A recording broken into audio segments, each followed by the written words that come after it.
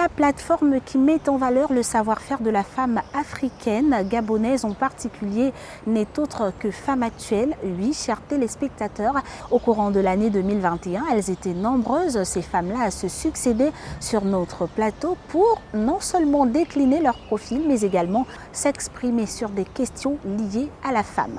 Gabon 24 par ma voix est ravi de vous faire revivre ces instants.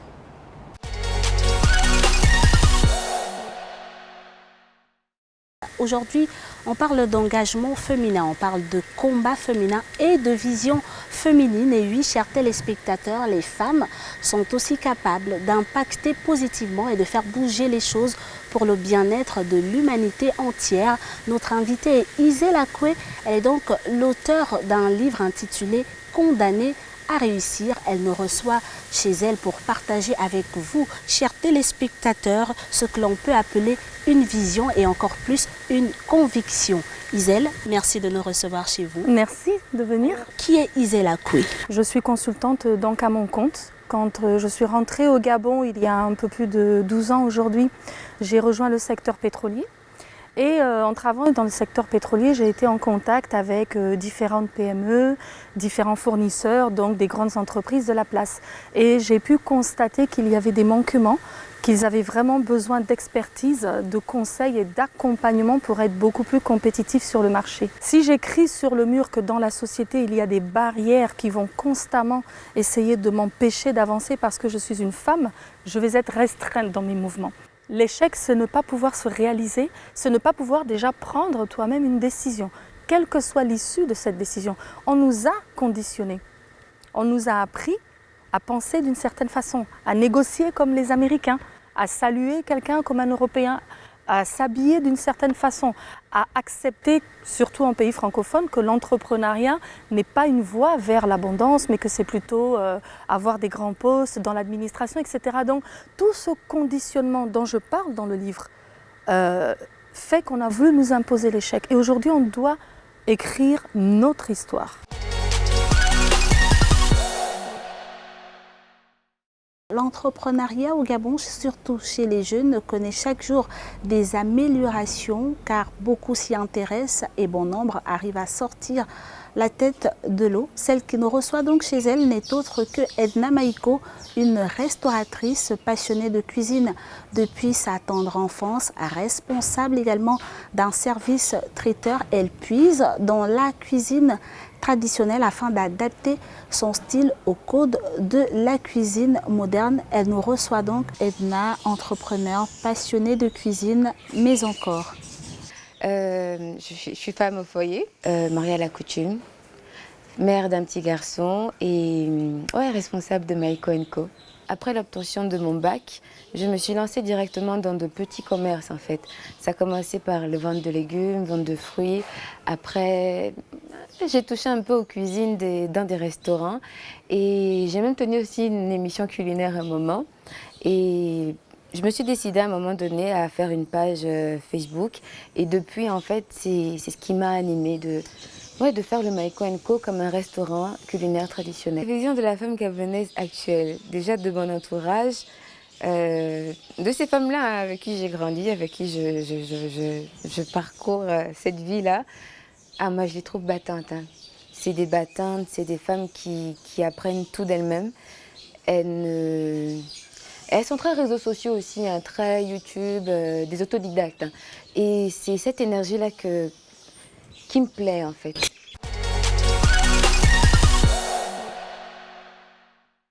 Aujourd'hui, nous allons explorer le monde du numérique qui s'est révélé être un monde incontournable, surtout en cette période de crise sanitaire. Oui, chers téléspectateurs, Internet, comme on l'appelle communément, les réseaux sociaux, ça obéit à des règles. Nous parlerons avec notre invité des métiers du numérique, quelle est véritablement la place qu'occupe la femme dans ce domaine. Je suis écrivain, 2 livres parus entre 2017 et 2018. 30 jours pour restaurer son couple, coécrit avec mon époux. qui est une démarche visant à aider les couples qui ont des fragilités à pouvoir se reconstruire et pourquoi pas se réconcilier. Et 16 règles d'or, le tout récent, le livre tout récent, 16 règles d'or de la femme épanouie, qui suggère et qui propose 16 clés pour expérimenter le véritable bonheur au-delà de l'argent, des enfants et du mariage, qui reste la clé de voûte des femmes, qui se disent souvent que si elle n'est pas mariée, si elle n'a pas beaucoup d'argent, si elle n'a pas d'enfants, elle ne peut pas être heureuse. Les seules limites que nous avons sont celles que nous nous fixons. Nous pouvons aller au-delà et nous avons reçu cette capacité, cette force surnaturelle de Dieu pour pouvoir réaliser des choses inimaginables. Aujourd'hui, nous avons toute notre place, donc, que ce soit dans le domaine du digital ou dans la société de façon générale, nous avons notre place. Nous ne nous comparerons jamais aux hommes qui restent, nos chefs, permettez-moi, ou qui restent nos pères, qui restent nos frères. Nous ne pouvons pas nous comparer. Nous parlons d'un monde égalitaire et je pense que cette égalité passe déjà par une prise de conscience de qui on est et de ce que nous avons afin de pouvoir aussi occuper la place qu'il nous faut et participer au développement économique du Gabon et pourquoi pas un développement durable et un lendemain meilleur.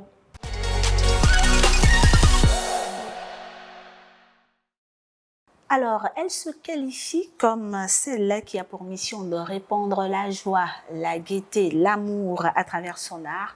Comment on démarre cette passion, elle va nous l'expliquer, mais avant, elle va se présenter. Et merci déjà de m'avoir invitée, c'est un grand plaisir pour moi d'être ici.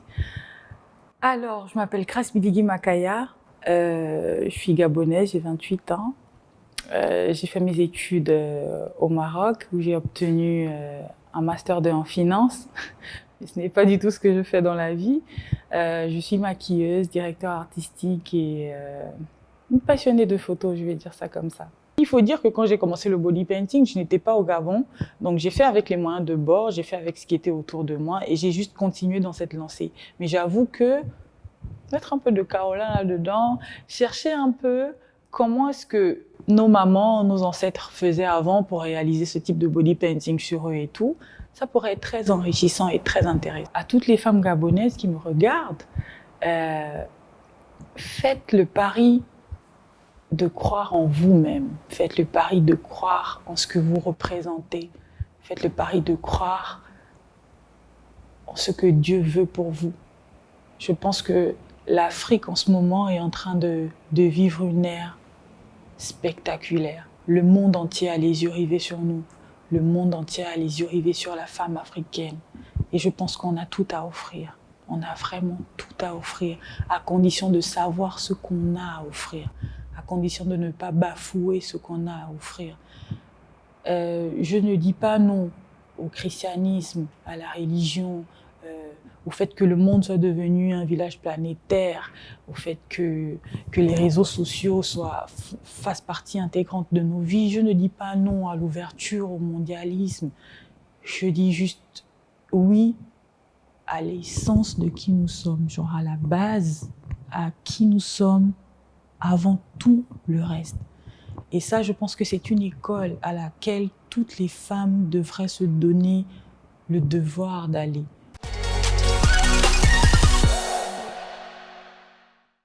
Le mois d'octobre à travers le monde est dédié à la lutte contre les cancers féminins.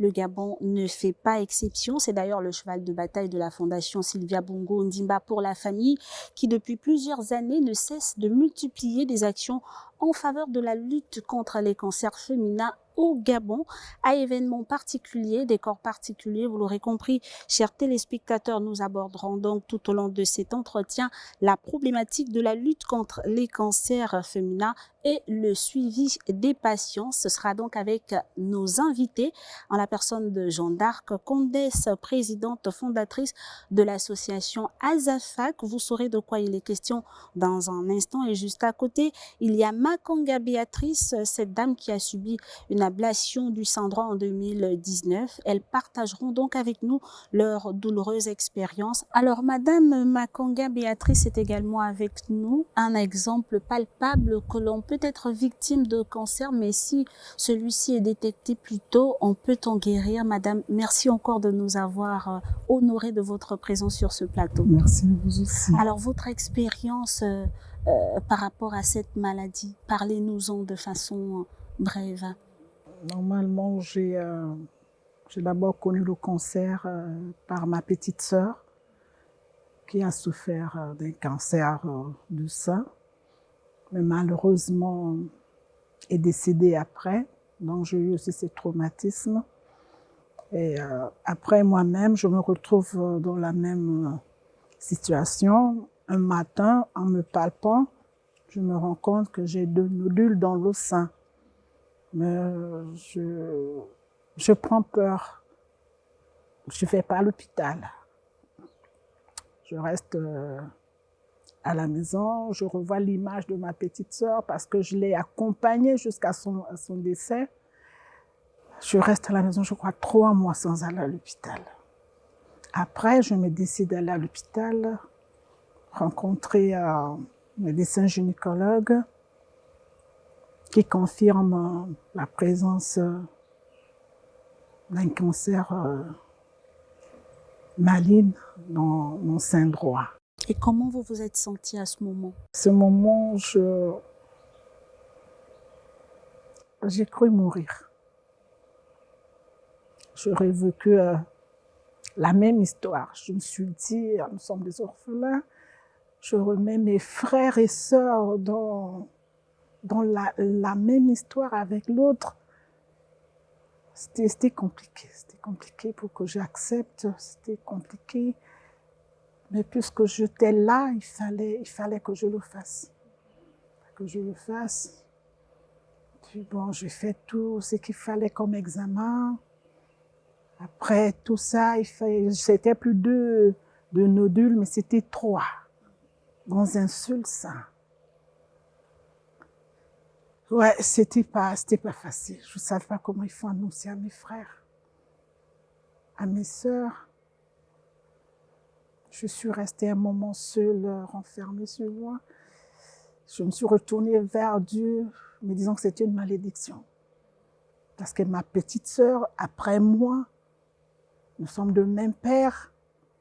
Pour moi, j'ai vu une malédiction.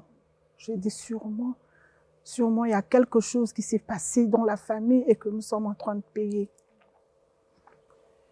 Mais je rends grâce à Dieu parce que je prie. Ça m'a boosté. Mon médecin gynécologue m'a fait une lettre pour l'ICEL. Je suis allée. Vraiment, ce n'était pas facile d'entrer dans l'ICEL. Ce n'était pas facile parce que c'est dans l'ICEL que je perds ma petite sœur. Donc, c'était pas facile. Repartir là-bas pour votre propre cas. Oui, c'était pas facile. Et du point de vue médical, est-ce qu'il y avait toutes les conditions réunies sur le plan psychologique? Est-ce qu'il y avait les conditions réunies pour votre prise en charge, par exemple? J'avais juste Dieu et ma famille. Côté psychologique, j'avais juste Dieu, ma famille et mes enfants. Comment vous vous sentez dans cette association? Cette association a joué un rôle important dans ma vie. Si je ne l'aurais pas croisée, peut-être je ne serais pas de ce monde. Je fais tout mon traitement. Il arrive au moment où il faut prendre la décision fatidique, enlever mon sein, faire une ablation. Je devais faire mon ablation en avril 2019. Je refuse carrément. Je refuse, je ne me voyais pas vivre sans un sein. Je ne pouvais pas l'imaginer. Le choix était difficile. C'était vraiment difficile. Je repars chez la psychologue qui n'a pas des mots justes à me dire. Cela, elle m'envoie 10 femmes. Et ces femmes, ce sont les femmes de l'association Azafak. Donc, quand elles arrivent, elles trouvent des mots justes, pleins d'amour, de compassion, qui ont permis que j'accepte de faire l'ablation de mon sein. Et j'ai vu l'amour qu'il y a dans cette association, la façon que j'ai été accompagnée par soit la fondatrice, soit les membres, ça m'a permis d'accepter.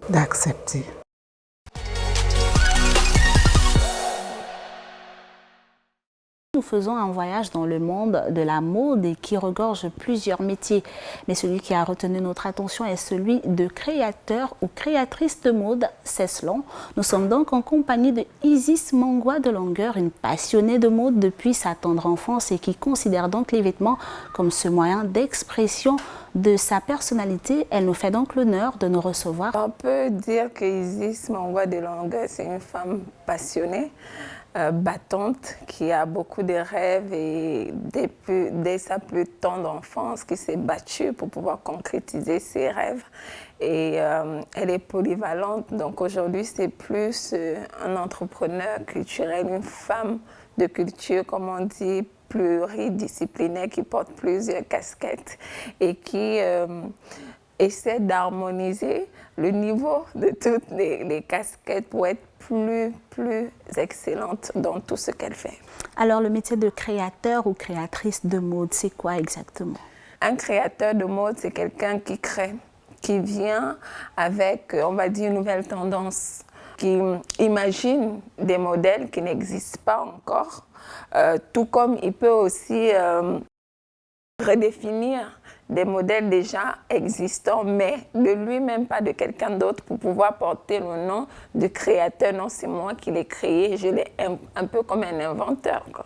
Le plus important, c'est d'avoir une vision claire de ce qu'on veut faire et s'informer. Et il faut travailler. Comme disent mes parents, Bamileke, la vraie magie, c'est le travail. Rien ne tombe du ciel, c'est vrai. On croit en Dieu, mais il ne suffit pas de faire une prière pour que les bénédictions tombent. Il faut aussi se concentrer sur ce qu'on veut exactement sur faire. l'utile. Sur l'utile.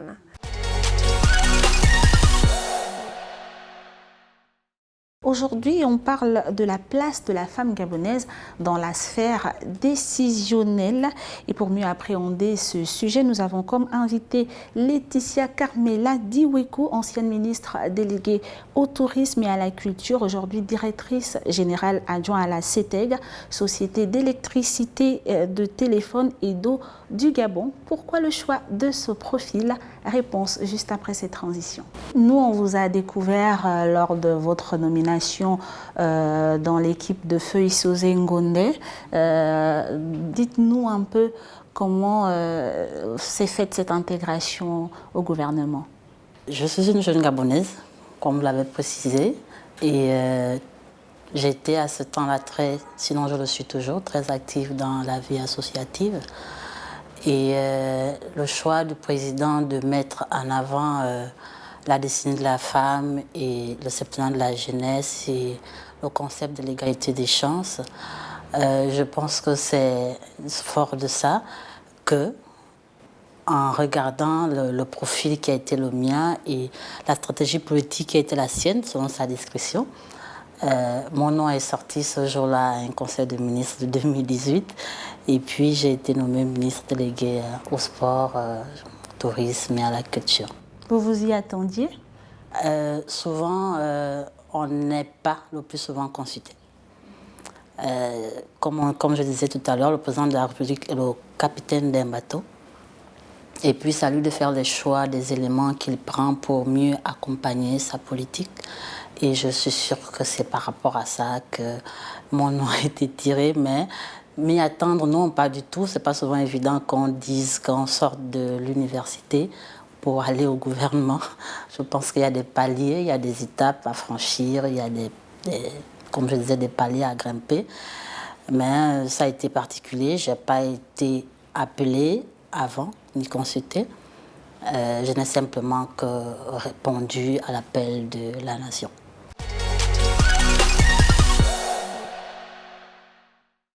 autre, celle qui nous fait l'honneur de nous recevoir, celle qui nous ouvre son univers. C'est une artiste gabonaise issue d'une famille religieuse. Elle a fait ses preuves au sein du célèbre orchestre Mbala. Jusqu'ici, vous ne savez peut-être pas de qui il s'agit. C'est Ariel Ti, notre invitée dans le cadre de ce nouveau numéro de Femmes Actuelles. Ariel, merci de nous recevoir chez vous. Merci à vous d'avoir pensé à moi. Alors, si on veut parler d'Ariel Ti d'entrée de jeu comme ça, hors du cadre artistique, que peut-on dire? Que je suis une merveilleuse maman au foyer et que je suis une bête du travail. Et que j'aime la vie et l'amour, beaucoup, beaucoup d'amour. Je tiens à saluer le progrès qu'il y a aujourd'hui. Que l'on se retrouve avec, par exemple, une femme ministre, c'est... Je tire mon chapeau et j'applaudis vraiment que l'on ait des femmes un peu plus, à qui on donne plus de responsabilités. Voilà, en fait c'est ça, il faudrait qu'on nous donne plus de responsabilités. On peut se tromper, c'est humain de se tromper. Les hommes se sont trompés, mais on a quand même avancé malgré tout. Alors si on nous donnait un tout petit peu, un peu plus de pouvoir pour ce que l'on a à apporter à notre culture, à notre pays, je pense qu'on verrait les choses autrement.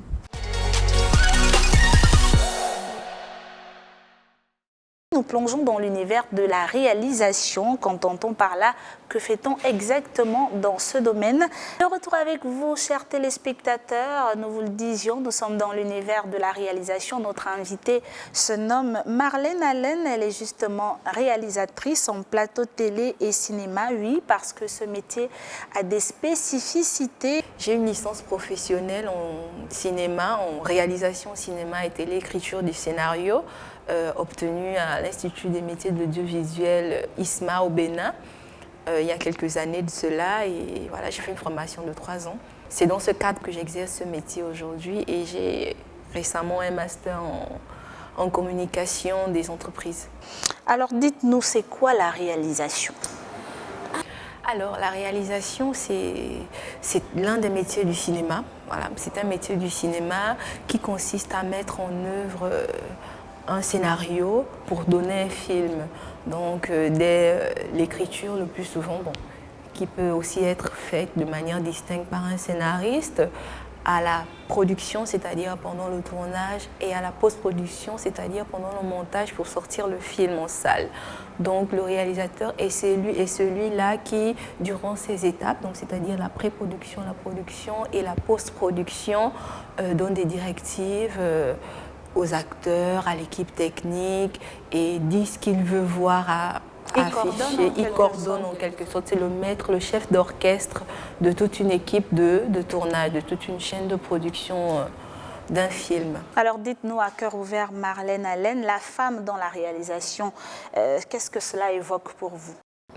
Bon, la femme dans la réalisation, c'est une personne dans la réalisation, hein, c'est un monument dans la réalisation. Qu'est-ce que je peux dire? C'est une main forte dans la réalisation, parce que la femme a un regard assez, pour moi, assez charmant, si je peux le dire ainsi.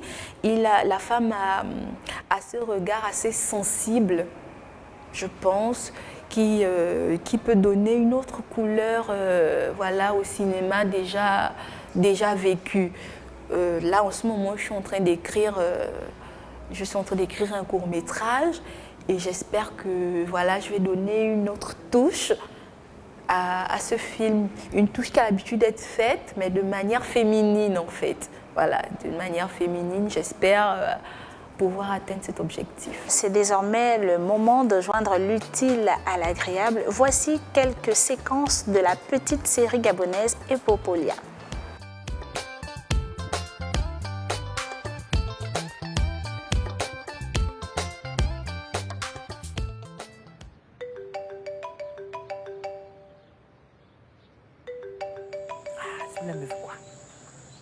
Allô? Chérie, Tu vas bien? Parle. Il y a des clients ici devant moi. Non, rien. Je t'ai salué, te dire que je t'aime. Au revoir. Tout ça pour ne pas dire je t'aime. Ah, ma chérie. Il croit qu'il va manger le piment dans ma bouche. Après, quand tu vas dire je t'aime là, c'est pour tourner dans tout Libreville comme une maboule. Hein? Tu n'es pas du tout romantique. Oui, oh. Parce que l'homme, quand tu l'as déjà dit je t'aime, là, c'est fini. Tu deviens maintenant le rideau de sa maison. Moi, je veux garder mes idées claires.